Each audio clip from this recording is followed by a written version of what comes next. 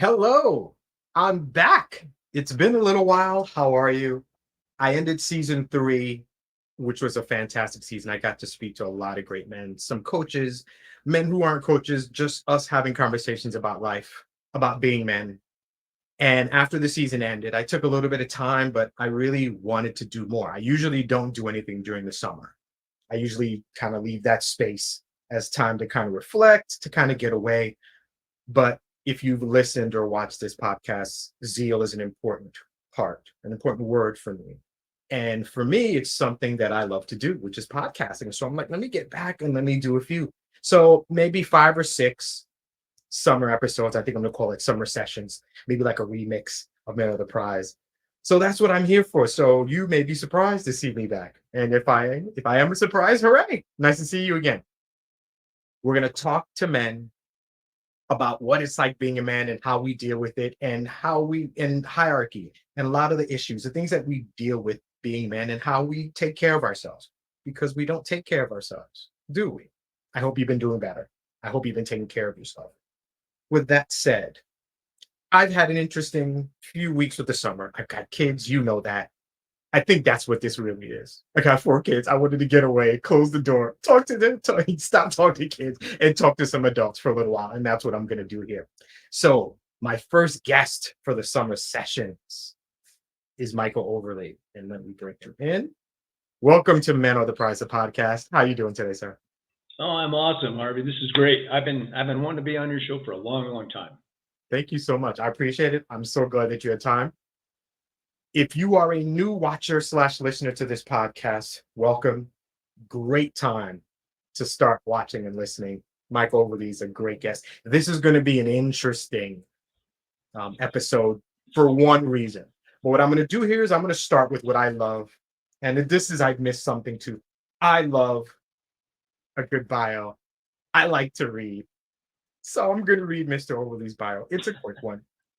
Michael is a canine-powered men's coach and guide who helps high-achieving dog dads move into a life of love, adventure, and newfound success. He is an author, speaker, and dog fanatic. Life is better with a dog. I love that. Now, the reason this is going to be interesting is I'm not an animal person, and I never have been. I grew up, I had a dog when I was five or six, but I never connected with them. My dad liked them. My mom didn't really. My dog died. I think he was hit by a car. And it didn't really do anything for me. So, and obviously now I'm a family. And I've got four kids and a wife, and they all love dogs. I got outvoted. We had a dog. And so I've been kind of, and with kids, everybody wants a dog until it's time to take care of the dog. So I was the primary caretaker. This dog passed away also anyway, but I've kind of seen you. And when I see that it's canine powered, I'm like, I'm really interested to hear about this, especially for somebody who wouldn't want to have a dog for any reason. But I'm interested to hear your thoughts and how this works for you. So again, thank you for doing this. You ready to start talking? Let's go. All right. My first question, and I do this for all the men that I talk to, because like you, I'm a men's coach. And the first thing I say to men when I read their bio or just ask about them, and when I read back or tell them or kind of give them an idea of what they've done, my first question is, what is it like to hear your accolades? What's it like to hear what you've done? It's funny because I've chased people who I thought could make me feel better about myself most of my life, and then when it comes down to someone who actually really appreciates me or loves what we've done together, it's actually hard for me to take in. Right? I wanted approval from mostly my dad. Right? I chased him my whole life. But then I sought that out in other male role models throughout my life. Um, and then at the end of the day, it's hard for me to take in. It's really interesting.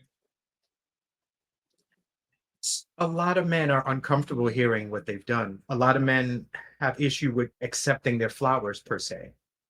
And it's one of the reasons that I do it, because up until my wife, I don't remember hearing what I've done or being reminded that you're a good person.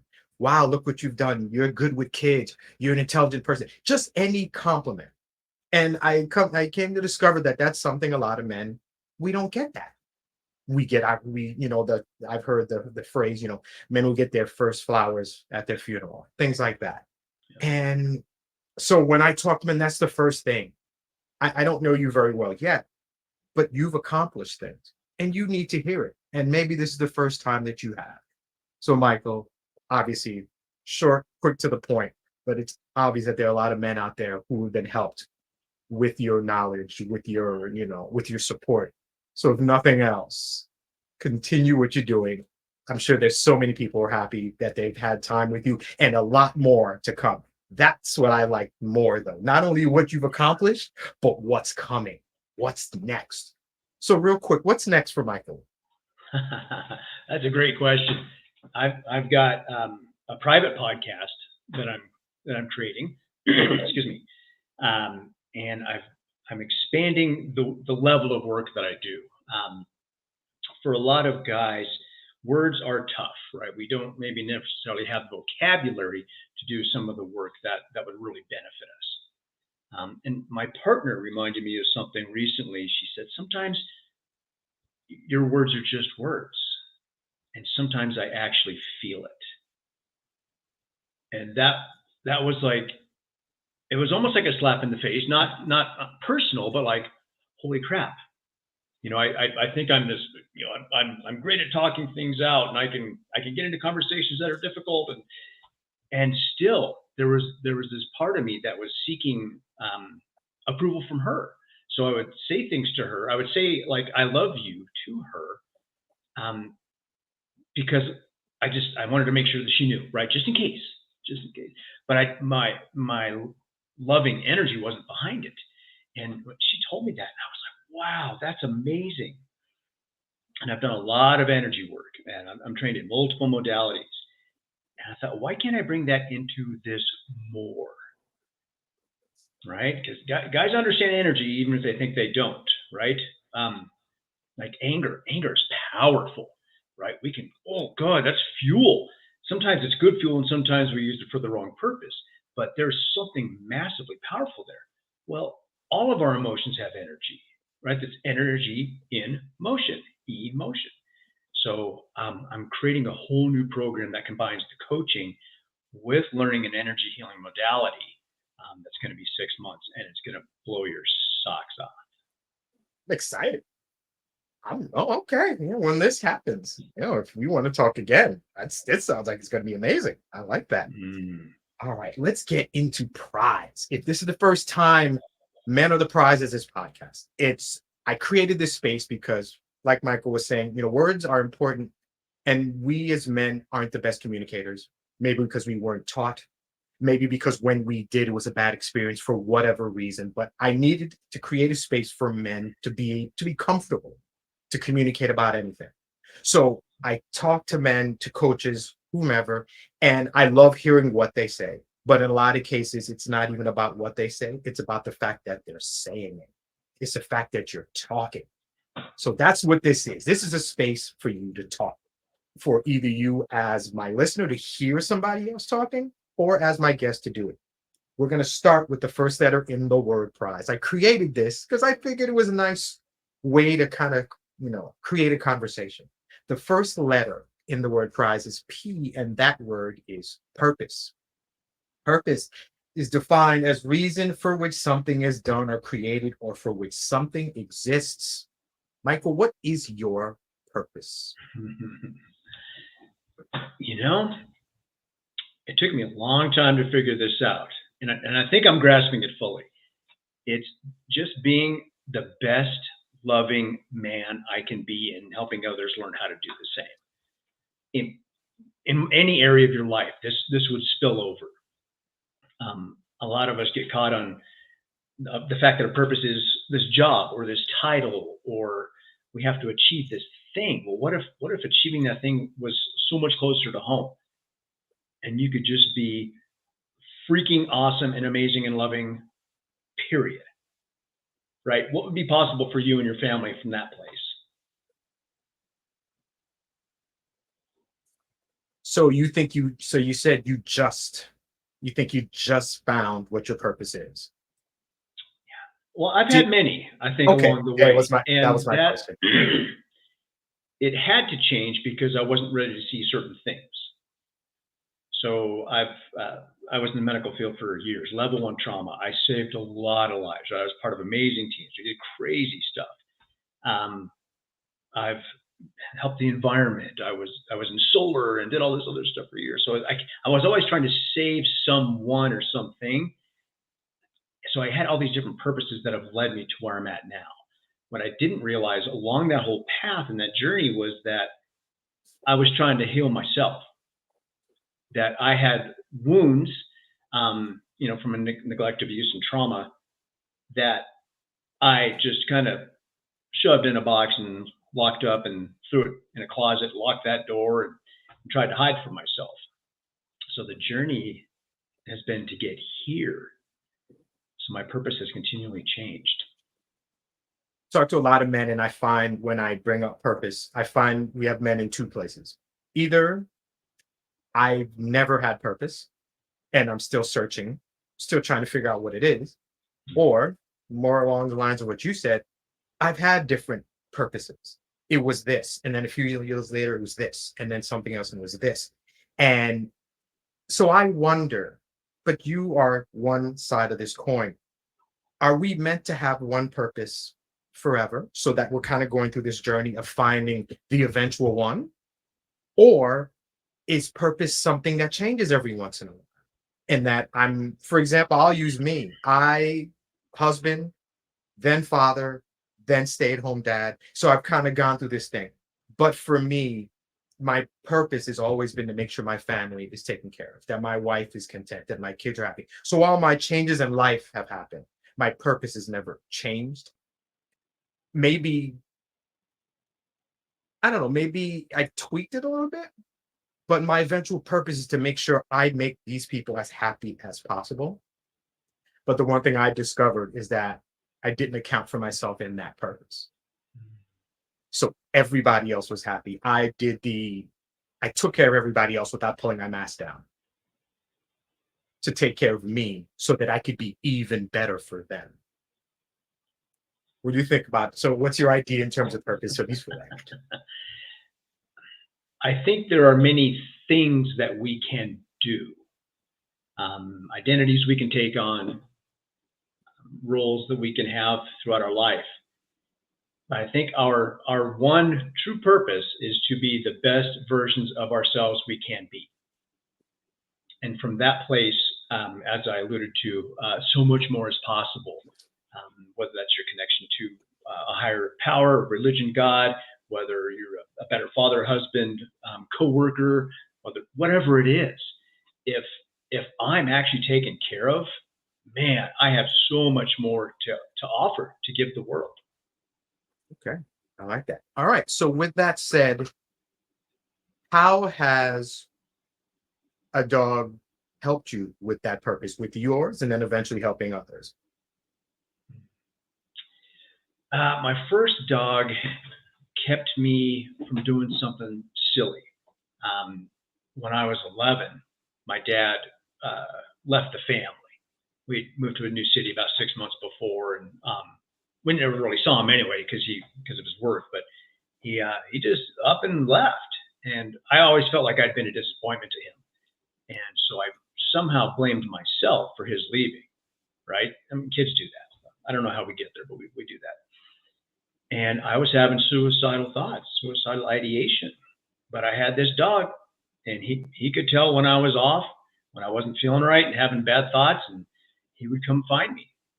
And he just let me know, no matter what, I got you. I'm here. Let's hang out. Let's go play fetch. Let's do this. Let's just sit. Here, let me lay in your lap. Whatever it was, that dog, I think he literally kept me alive. Um, Years later, other dogs, other situations. Dogs got me through a bad marriage and a rough divorce. And then in 2017, when my older brother died, that really took me out. He was kind of my hero. He was the one guy I could count on in my life. And I went into a deep grief. And what came from that was the awareness of how I'd actually been showing up in the world. I thought I'd always seen myself from this perspective, which was a little skewed. That's what I think it's how I wanted to be seen. And I realized how miserable I was and how angry I was and all the ways I was showing up in a manner that didn't befit who I was underneath all of it. And that dog, he started showing me things that I'd never realized were possible. And so that's why I choose dogs. They have access to a lot of guys that we don't let other people into. Our spouses, our parents, friends, coworkers, whatever it is. We can always go home and we share with that dog. We can cuddle with that dog and be gentle and sweet. Whereas the outside world, we think we have to fight everybody. We have to be tough and put on these masks, and it's bullshit.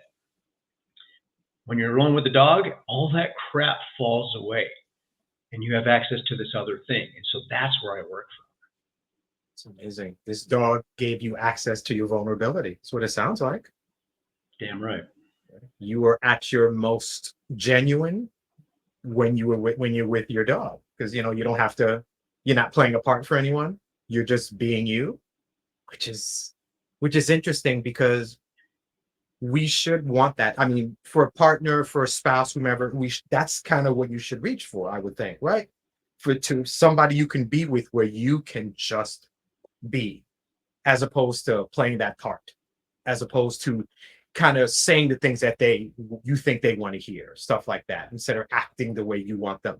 So I'm trying to understand, and I told you why, because I want to get a vibe for it. With the dog, is it because you could just be and there was no judgment, just support? Yeah, and that's kind of the tip of the iceberg, right? So dogs, they don't care what we look like, if we have hair or we got a big gut, what we drive, what kind of house we have. None of that matters. It's all just this superfluous bullshit. It's sure, things are nice, but the dog doesn't really care. They mirror this for us, that if everything else disappeared, we'd be fine, right? If you got divorced, we'd be fine. If you lost your job, we'd be fine. There's no expectations. There's no judgment. It's instant acceptance for who we are in any moment, right? Even if we get crappy and yell at our dog and do something stupid, 5 minutes later, they're like, hey, you okay? Can I come back over? Can we hang out a little bit? Right? You have any other relationships that are that easy? No. The dog doesn't have an ego. They don't tell all these stories. They don't have all this historical context and buried emotions and beliefs that create all these trouble and the trouble in our lives, right? So yeah, they're like just pure love and wisdom. That's wonderful. That's wonderful. I'm liking how this feels. I think it feels like a space that that you can't help but be comfortable in. It's just that's where I want to be. The world is hard. There should be somewhere where it's easy, and somewhere where it's easy with someone, if possible. And in this case, for you, it's your dog, and that's amazing. The next letter in the word prize is R, and the word is resilience. And I think you kind of touched on it, but I think we'll go into it. Resilience is the capacity to recover quickly from difficulties and toughness. Can you think of a situation, something in your life, and I feel like you may have already brought it, something in your life that happened that kind of challenged you, and you came out of it and like, wow, I'm stronger than I thought I was? Well, yeah, there was when I was 12, Right. my brother's death. Before that, my divorce. I was in a tough spot, emotionally. I didn't know what the hell I was going to do. I needed to get out, and I'm the one who left the marriage. But then I was terrified afterwards. Am I ever going to find love again? Am I even worthy of love?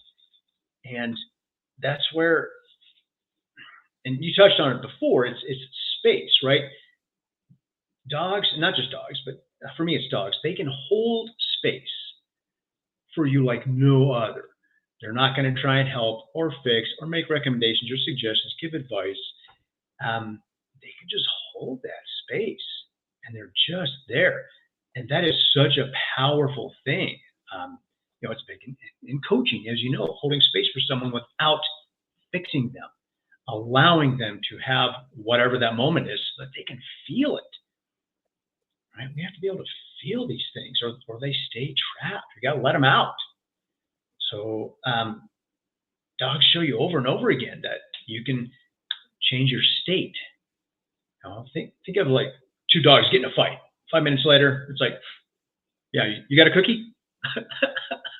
Right? They can go from this hyper aroused, reactive or aggressive state to, hey, yeah, let's go for a walk. Let's play. It's this ability to discharge the energy that's no longer useful and get into a place where I'm in an energy that feels better, right? And you can equate that to emotional. So dogs they're freaking resilient. I mean, dog loses a leg. They're like, yep, it might slow me down, but that's okay. Let's go for a walk. And we're going to create a story about it. And most of us are going to victimhood and poor me. And I can't do this. I can't. No, but there's still a lot you can do. There's still a ton you can do. And we all go through this in our own ways. Everybody's more resilient than they think they are. I mean, for God's sake, you're here right now. That should be evidence enough that you're resilient.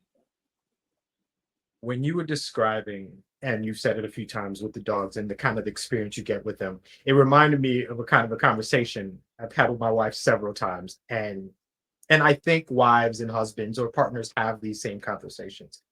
Is sometimes my wife had a bad day or a bad experience, and she just wants to come home and tell me about it. She doesn't want me to fix it. She doesn't want me to comment on it. She just wants me to listen to her talk about it. And when everything you said, and I think it's in us as men, we're problem solvers. It's in my nature. My wife is unhappy.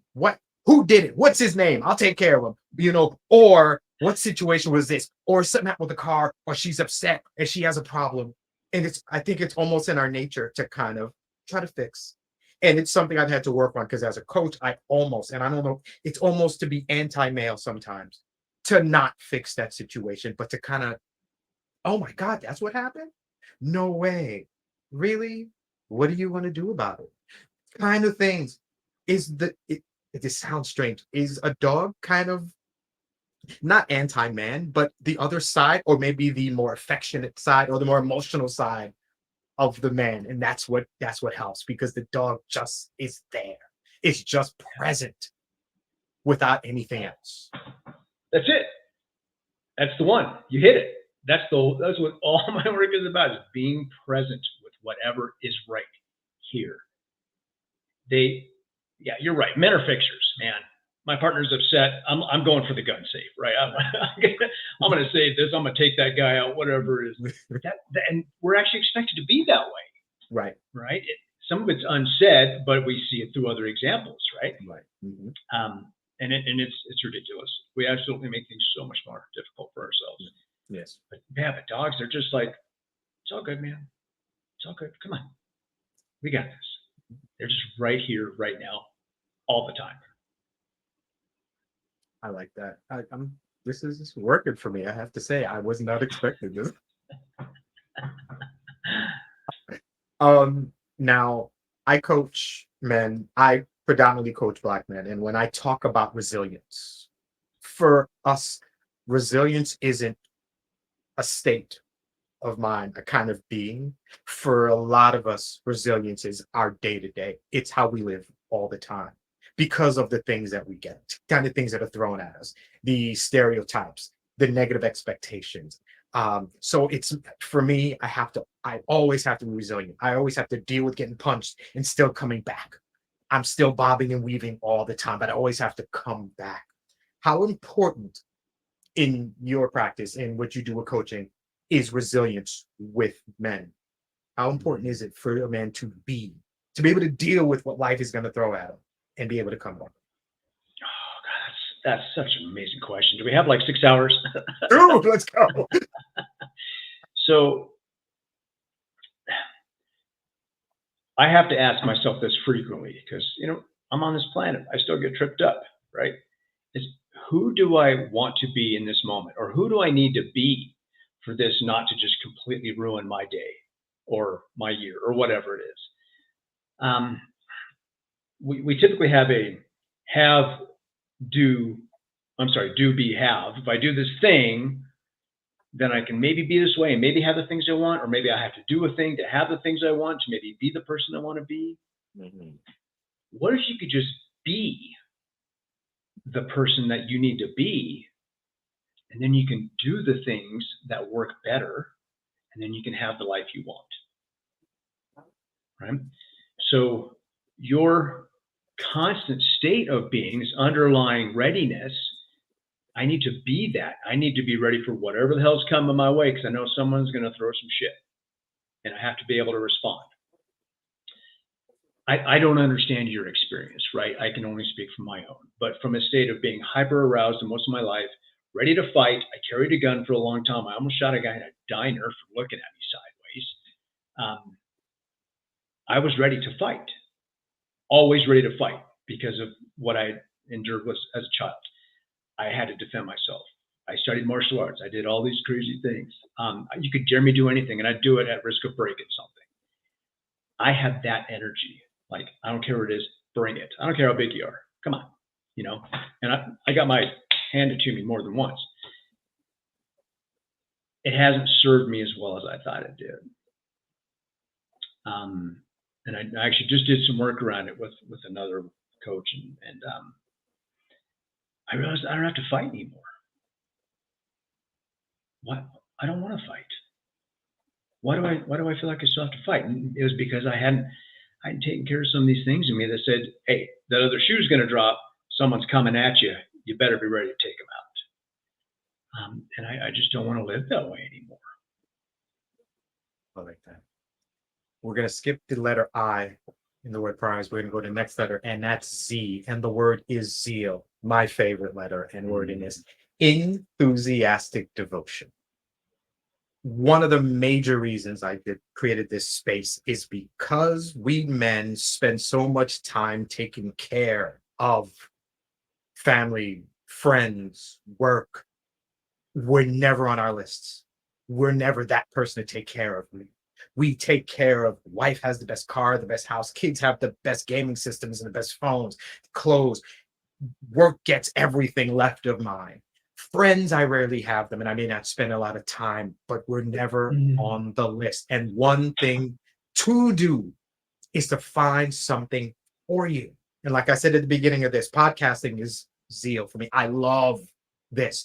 And this family is outside the door. I love them, but they're over there. And for now, this is something for me so that I can maintain my mental health, so that I can feel happy, enjoy things. And the stress of life, I can get it away from me for however long. And if we start talking for 6 hours, then it's 6 hours, whatever it is. And every man I talk to, and that's almost, it's like my second question. What do you do for you? What is your thing that when life is kicking you in the ass, it's your thing that doesn't get rid of the stress of the world, but it gives you a little time away from it. So what is your thing? Love this. I got my dog. We head out. Maybe we go for a long walk. Maybe we load up and head into the mountains. It's funny. I used to get all upset because my partner didn't like going on walks with us. Because I've got a Belgian, right? Belgian Shepherd. she scares a lot of folks. I love the fact now that I get to do that by myself. If I need some time away, I can take a walk. I can head out in the mountains. It's a way I can pay myself first for my day, right? I walk my dog early in the morning, and it's great. It's quiet. I can go where I want, go as long as I want, whatever that is. I'm choosing to put myself first. Other parts of my day, I can't do that, right? Work, business, partner, other things come up. But if I can find a way to take care of me, as I mentioned earlier, I have more to be able to give someone else without feeling depleted. That's wonderful. And the more I talk to men, the idea of really putting yourself at the top of your list in terms of the hierarchy, you're number one, is so foreign to us. It feels selfish. And I've heard that word so much, and my response is, what's wrong with being selfish? What's wrong with making sure you are at the top of your list? Go ahead. The word selfish, I think, has frequently been used out of context, and it's been given this negative spin, right? And I think that comes from people who feel like they don't. Well, they don't know how to take care of themselves, obviously, because they're depending on you to do that for them, emotionally, physically, whatever it is. So there's nothing wrong with being selfish. Now, if it literally hurts or inhibits someone else, then yeah, maybe you're out of balance there. But again, if you can't pay yourself first, like, I mean, why do you work? You work so you can put money in the bank, Right. and then that money in the bank goes to pay for the house and the cars and the games and the trips and whatever it is for you guys. Well, it's the same with our energy and our emotions. If we don't have a full account, then we feel like we're always running, towards the bottom. We're going to go into the red. We're going to have trouble. There's this scarcity thing going on all the time. So your car doesn't go 400 miles without a full tank. Why wouldn't you top it off? I love having that conversation with men, and it takes a while for them to realize that taking care of yourself is one. I'll say, you know what? Yes, selfish. Yes, I'm going to take that word, and just how you talk about it, there's this negative connotation with it. And I'm going to say, no, it's not selfish. I'm a little bit different in what I do because I can use myself as an example. I have a wife, I have 4 kids, and I'm a stay-at-home dad, which means primarily it's me with these kids. I love my kids, but sometimes door it opens out and I gotta follow it. I need I need that space. And what I would tell men is that it is imperative that you take care of yourself emotionally, mentally, physically, all these things. But even if sometimes it uncomfortable, even in for example, I used to work before I became the dad at home.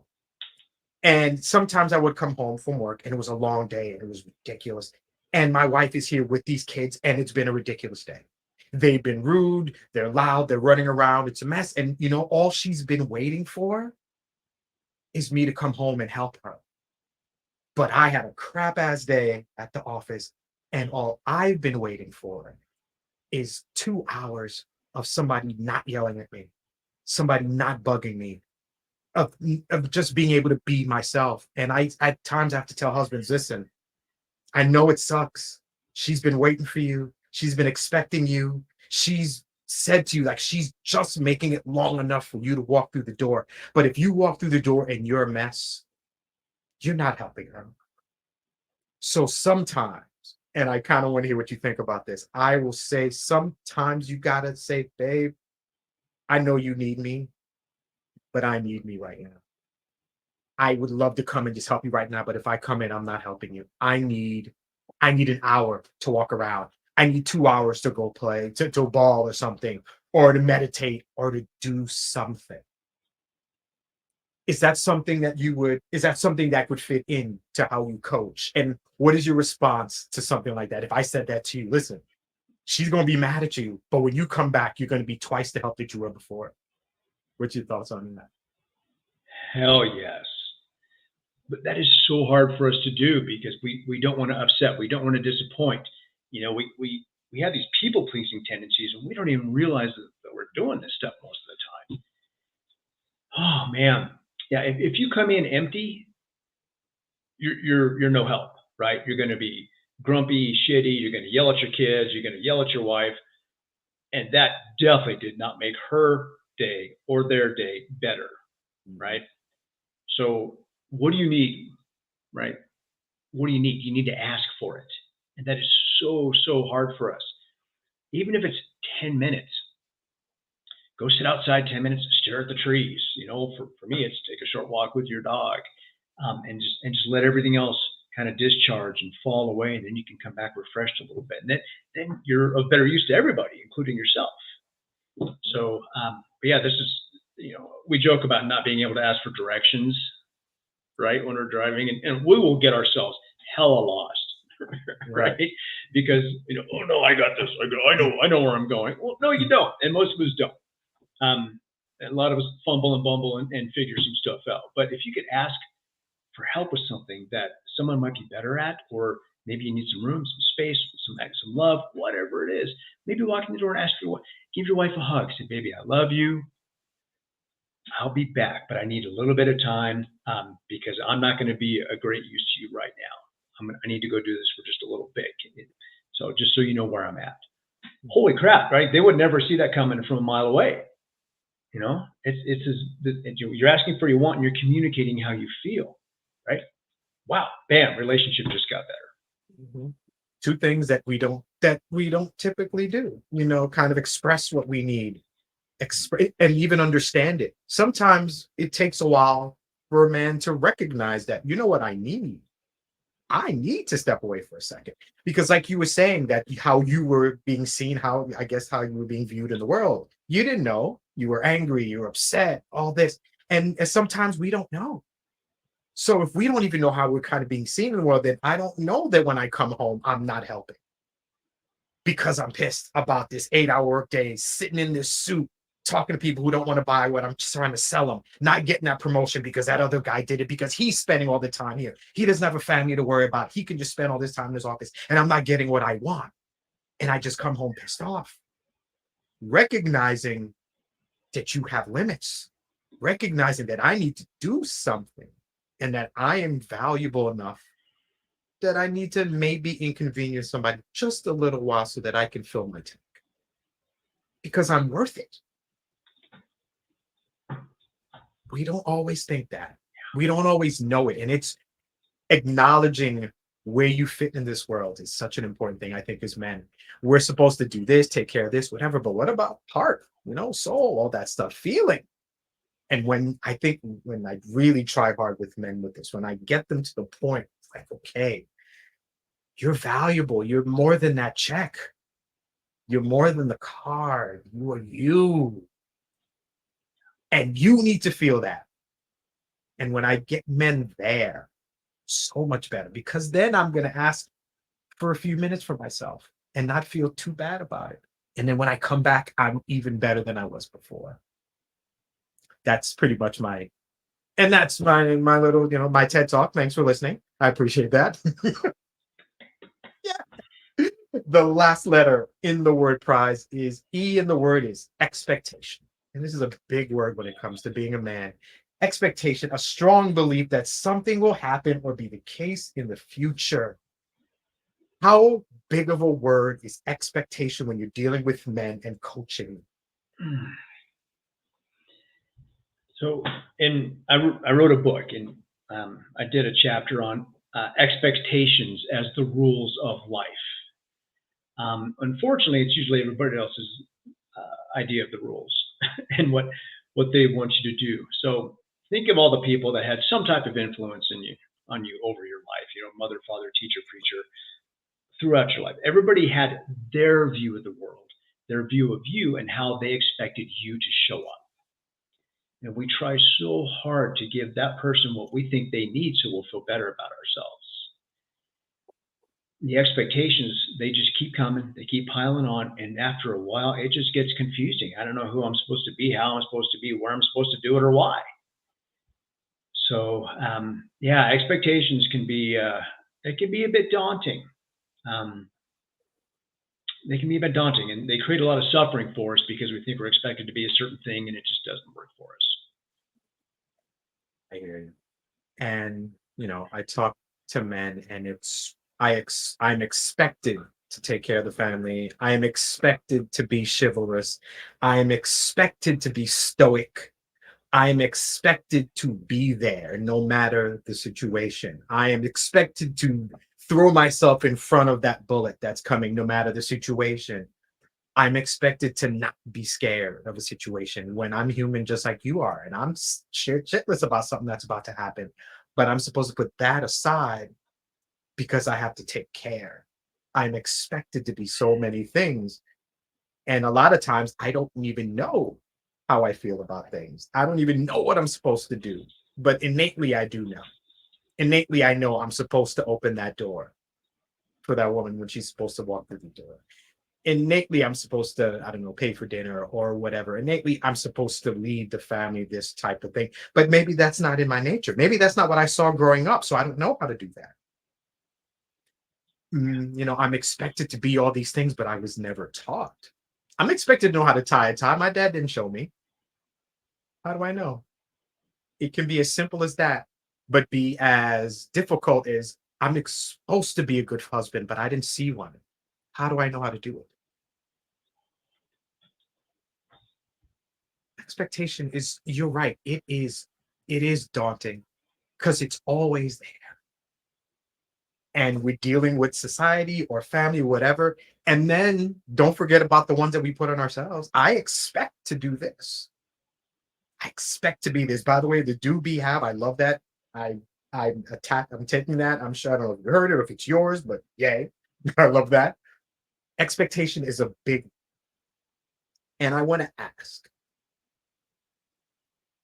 what do you expect from yourself day to day? Hmm.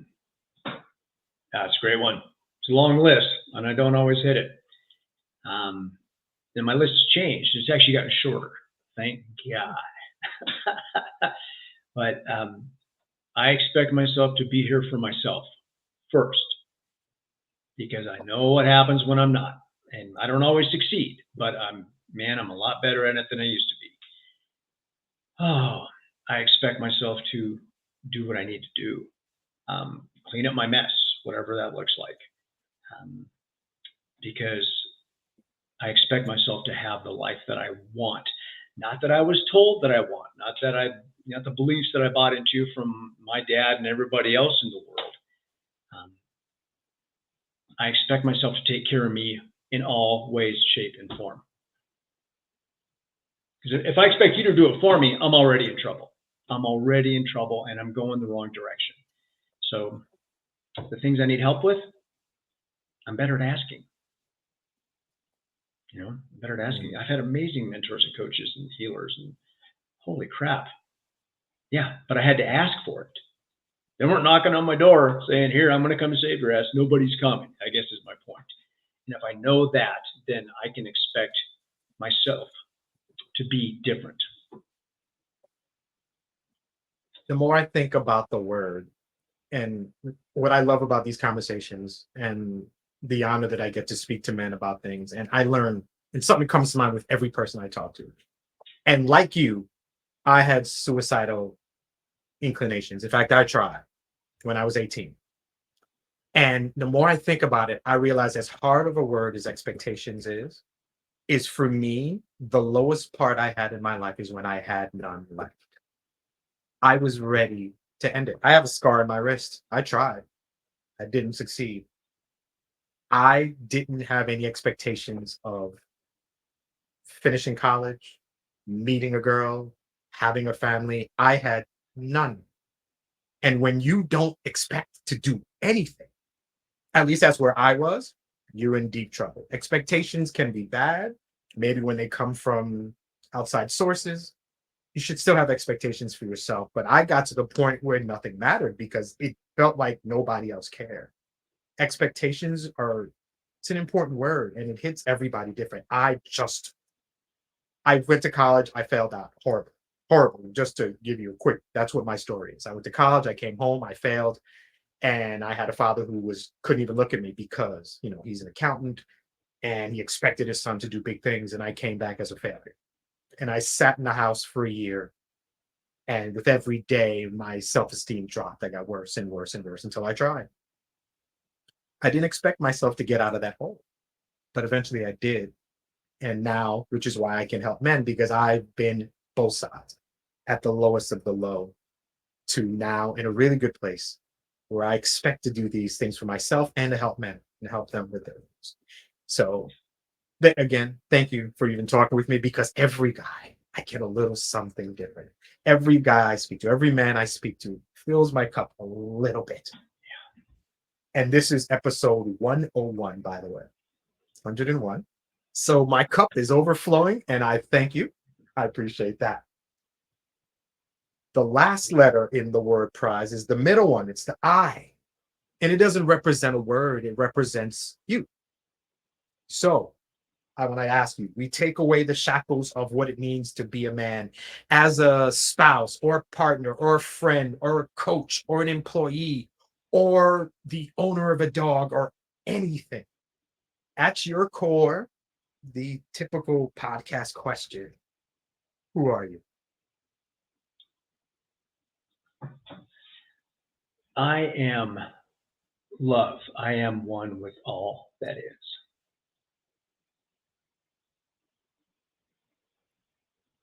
Simple, to the point. I like that. You are love. And when you are love, what does that mean? That means all the slings and arrows of life don't stick. They still come. I mean, life keeps lifing, right? We're here to overcome challenge and obstacles, not to avoid them. Things are going to keep coming. How do I show up? How do I need to be to live that way? And yeah, I had to learn to love myself.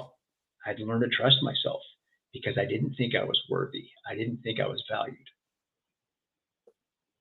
I like that. Is it fair to say that you would aim to love yourself the way your dog loves you? Yeah, be the man your dog knows you are, right? That's a twist from the thinks you are. Be the man that your dog knows you are, and they're mirrors for us. They show up and go, here, look, you're worthy of all of it. That's why I'm here, because I'm here to show this to you, because you seem to keep forgetting this. I like that. I say that in terms of mirrors. I say that when I talk to men because I talk about mental health, sexuality, and fatherhood is the third thing a lot when I talk to men. And I ask, especially men who have daughters, if I got to talk to your daughter, what would she say about you? What would she say about her daddy? You can tell a lot about a man by what he thinks his daughter thinks of him. And I wish I could, if I could talk to your dog. If I could talk to your dog, what would your dog say about you, Michael? That I am absolutely crazy. That I'm goofy and I like to play pranks and I'm fun and I beat myself up sometimes and sometimes I get too damn serious and that I throw little tantrums when no one's watching. She's watching, but that yeah, I always return to this space of love, and it's the most amazing place anyone could ever find. That's good. Two last questions. Thanks for answering the questions in the prize mantra. I do appreciate that. My last two podcasting questions, I always think they're interesting. What are you afraid of that you can control? Mm. How I respond. I used to react, and I sometimes still do. We'll throw a caveat in there, but I'm so much better at being able to go, oh yeah, that kind of sucks. Like that doesn't feel good in here. Do I need to go to the gun safe, or can I just let this go? Can I just is this going to help me be the man I need to be by getting upset about it? Is there a way I can handle it, or do I just need to walk away from it? That's a skill I didn't have most of my life. I did not know how to do that. What are you afraid of that you cannot control?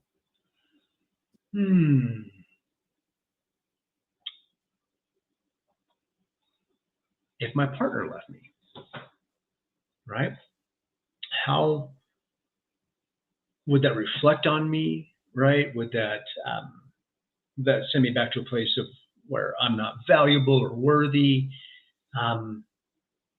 Somewhere in there, I know that's not true, right? I know my value, I know my worth, but there's still those parts of me that haven't been fully healed that go, oh my God, what would you do? Or what did you do to cause this thing, right? And I mean, it's any relationship, any job, anything, right? The loss of that. We try so hard to control everything, and we really, really can't control all those outside things. But that would be the one that would probably shake me. I think if you're in a place of love, you recognize what life is, what you can do and what you can't do about it. It's not how we live, it's how we deal with life, I think. Because sometimes life is great and most times it's not.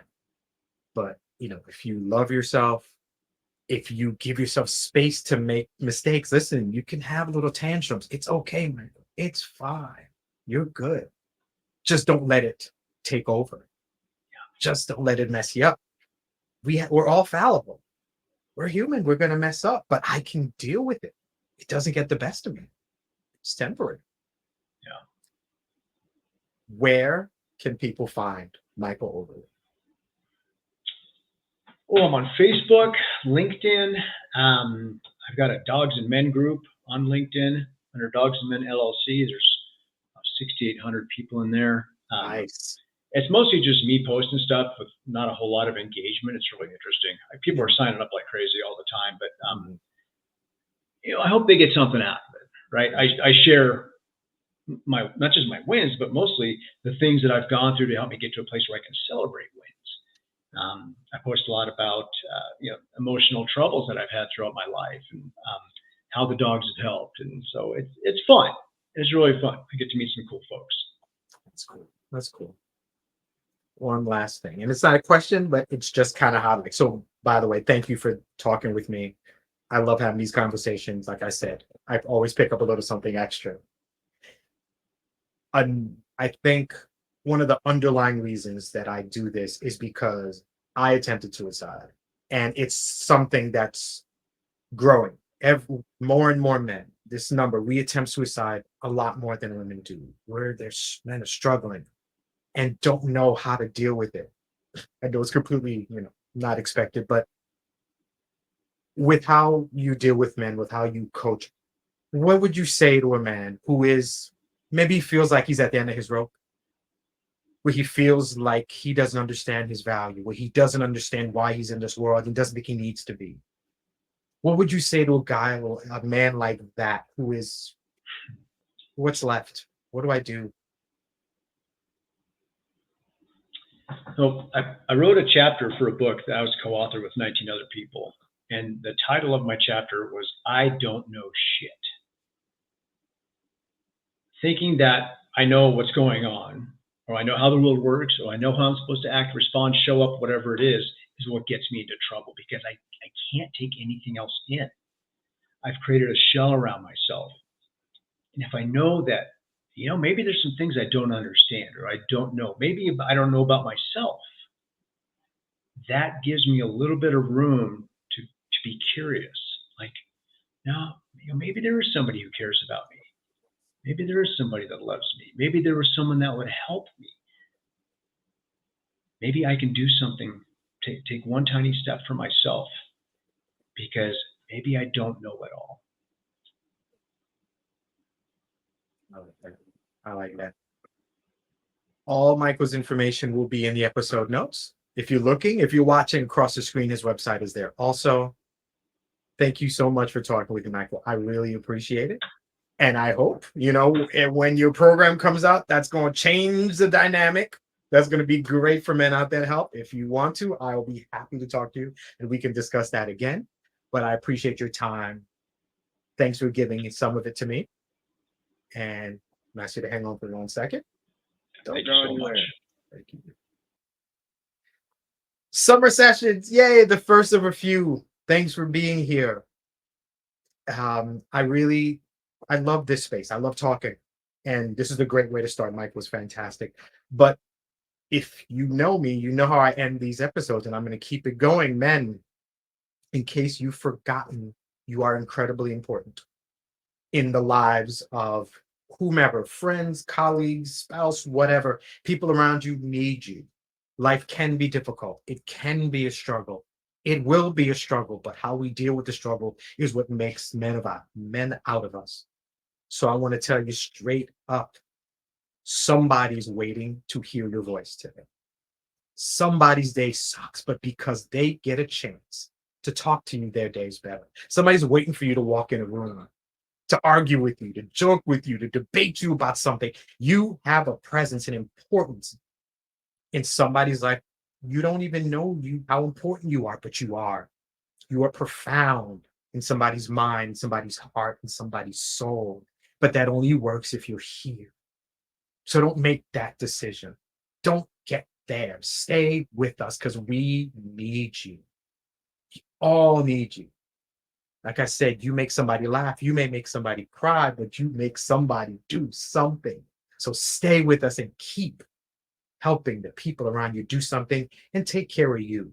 If you're struggling, call, email, find that friend, talk to somebody, but do it here because we need you. This was a fantastic episode. You can find this podcast on my website, harveylaguerre.com. You can listen to all episodes. If you want to talk with me about coaching, inspiretheprize.com. Schedule a meeting and we will talk and we will get into it. No BS. We go in and we're going to talk and we're going to find out to remind you how important you are. Thank you very much for being here. And never, ever forget that you are a man and you are the prize. I'll see you soon.